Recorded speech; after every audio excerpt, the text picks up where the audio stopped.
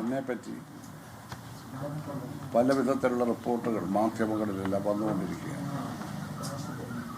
Print മീഡിയയിലും വരുന്നുണ്ടായിരുന്നു, electronic മീഡിയയിലാണ് കൂടുതലായിട്ട് വന്നുകൊണ്ടിരുന്നത്. ഞാൻ പറയാത്ത കാര്യങ്ങളും പലരും കൊടുത്തു, ഞാൻ അറിയാത്ത കാര്യങ്ങളും പ്രചരിപ്പിക്കപ്പെട്ടിട്ടുണ്ട്. ഞാൻ ഒരു മാധ്യമത്തോടും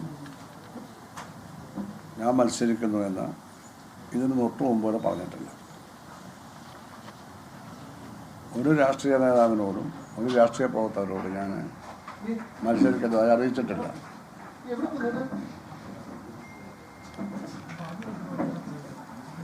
ഒരു പ്രതിപക്ഷ കക്ഷിയുടെ ഒരു നേതാവുമായിട്ട് ഞാൻ സംസാരിച്ചിട്ടേ ഇല്ല.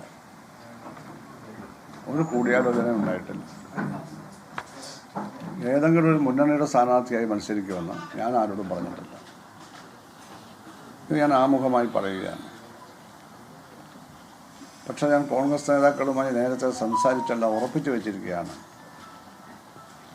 എന്ന പ്രചരണം ചില മാധ്യമങ്ങൾ നടത്തുന്നുണ്ട്. അങ്ങനൊരു സംഭവം ഉണ്ടായിട്ടില്ല,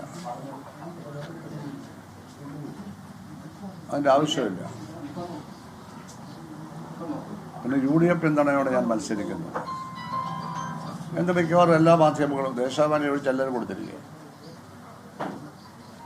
ദേശാഭിമാനി പിന്നെ എൻ്റെ വാർത്തകൾ പൊതുവെ കൊടുക്കാറില്ല. ഇത് മാത്രമല്ല, ഇതിനൊട്ടും കൊടുക്കില്ല, ഒന്നും കൊടുക്കാറില്ല, എൻ്റെ വാർത്തകൾ കൊടുക്കില്ല.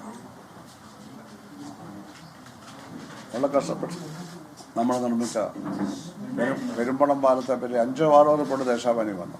ഒരിക്കൽ പോലും ഇത് G. സുധാകരൻ മരാമത്ത് മന്ത്രിയായിരുന്നപ്പോൾ ആവിഷ്കരിച്ചതെന്ന് അവർ പറയാൻ തയ്യാറായിട്ടില്ല. നേരത്തെ അറിയാനാണ്.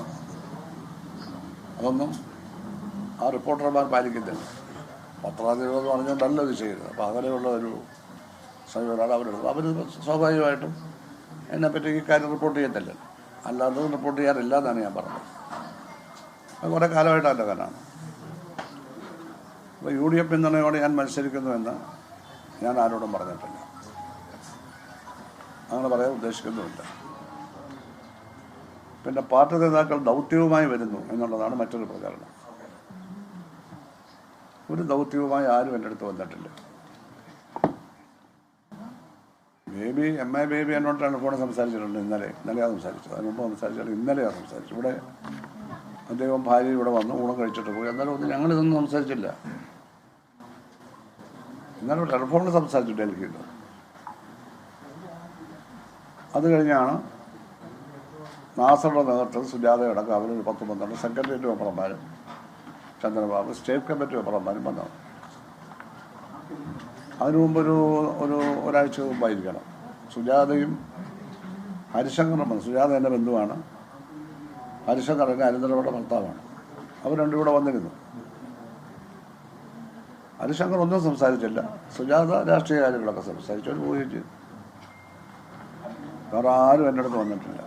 ഇതെല്ലാം ഈ അടുത്ത ദിവസങ്ങളിലുള്ള കാര്യമാണ്. അപ്പോൾ ഇതെല്ലാം പ്രചരണങ്ങളാണെന്ന് ഞാൻ പറയുകയാണ്. ഒരു ദൗത്യവുമായി ആരും വന്നിട്ടില്ല,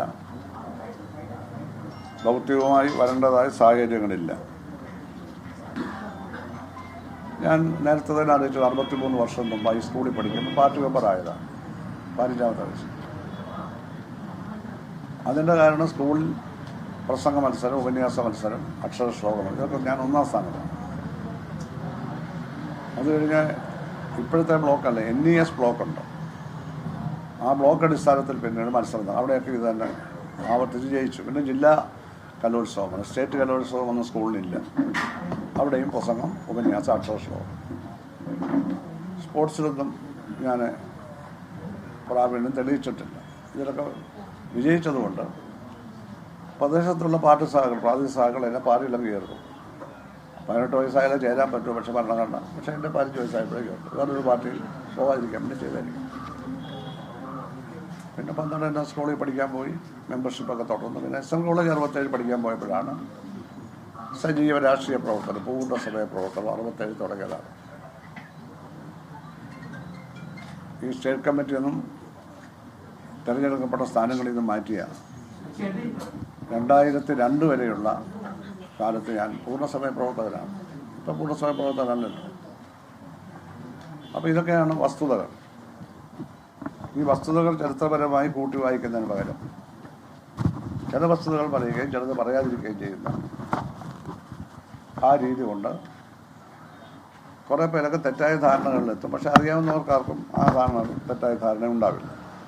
ലോകത്തെവിടെയായാലും ഏത് സമയത്തും 24 വാർത്തകളും ഓഗ്മെന്റഡ് റിയാലിറ്റി പാക്കേജുകളും എക്സ്പ്ലെയിനറുകളും വിശദമായി കാണാൻ ഞങ്ങളുടെ യൂട്യൂബ് ചാനൽ നിങ്ങൾക്ക് സബ്സ്ക്രൈബ് ചെയ്യാം.